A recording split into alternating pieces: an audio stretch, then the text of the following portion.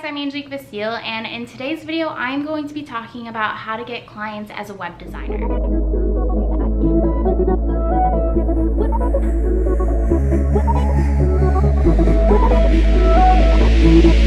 So just a little background about me and my credibility for creating this video is I am a digital marketer and web designer that helps my clients optimize marketing funnels that are beautifully designed and optimized to scale. So a lot of times that includes funnels, lead generation strategies, email strategies, but all with design in mind. So I want to give you a little background as a marketeer, but also a designer, to figure out ways for you to promote yourself as a web designer to prospective clients, especially if you're just getting started. I know how intimidating it can be to step into the online world when there are so many designers, so many brand builders, so many creatives and content creators out there that you are indirectly competing with. I don't believe in direct competition because I think there is space for all of us to thrive in the online world, but I think it's important to also figure out a way to set yourself apart from prospective competitors. So basically, one of the top ways that I've been able to get clients is through Facebook groups.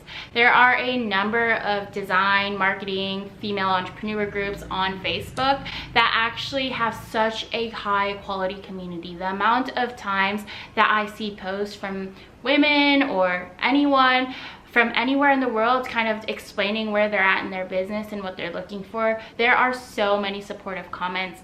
And so a lot of times people post inquiries online in these Facebook groups. They talk about their business and what things they're struggling with and what they're looking for. And basically on those posts, it's really important that you take some time to comment and respond to their fears and whatever situation that they're feeling, and then figuring out a way that you can position yourself as the expert, as the lead designer. Say something like, I understand where you're coming from. I've also helped a number of different clients with this exact same problem. Feel free to message me if you're interested, without really forcing the sale. I think a lot of times in today's industries, a lot of people just really respond well to the authenticity.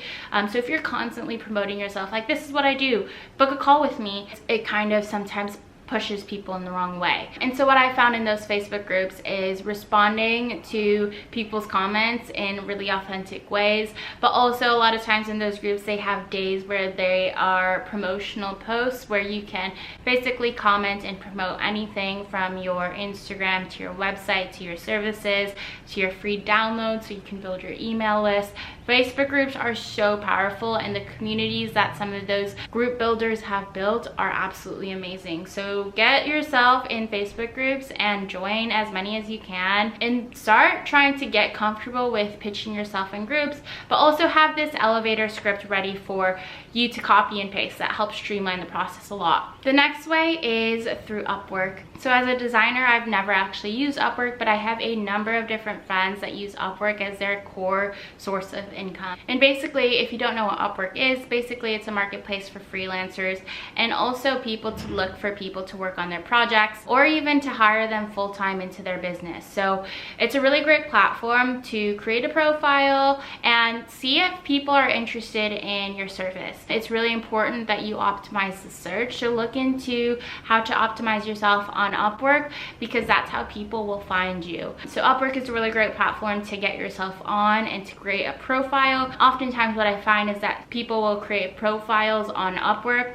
but also in their description link their website, so that also people find them through Upwork but go directly to their website, so you don't have to get that Upwork fee from being on there. Upwork is a really great place, even though they do have that fee, because it's such a known brand. There are constantly people searching Upwork for projects and people to work on their projects. Design is one of the top ones on Upwork, and I know a lot of designers who do well offering their services on Upwork. Another way is to optimize your Pinterest. Now, as a designer, I'm sure you use Pinterest on the daily. Now, a lot of times those designers obviously put their work on Pinterest to give people inspiration, but a lot of times clients will also go on Pinterest to find designs and websites and brands that specialize in the type of brand that they want to create. So optimizing Pinterest is really important. You can look into Pinterest courses for designers. I know there's a few out there. Optimizing your Pinterest with your own unique designs is a really great way to get your work out there into the world for people to find. Pinterest is a search engine that's built on visuals. So as a designer, it's really strategic to position yourself on there because, again, your art, your designs are your work, and putting your portfolio on Pinterest is such a powerful way to start building your portfolio and getting people to see your portfolio. The next thing, it might be obvious, but I want to cover it anyway, is basically linking to your website for any website you design. Obviously, you want to take credit for website designs you design, but also what I found is that in the past, when I link to my own website via the clients that I've worked with in the past, a lot of people will see their website and be like, oh, I like this design, maybe this person can create my website. So making sure you're linking to your own social platforms and websites and Instagram through your clients' websites is really, really important as well. And then last but not least are referrals. And I know it will take some time to get up to the point where people are referring your business, but it's a long haul strategy that is so, so powerful. And a way to get to that place where you have referrals constantly coming to you is to constantly provide value no matter what level of business you're in.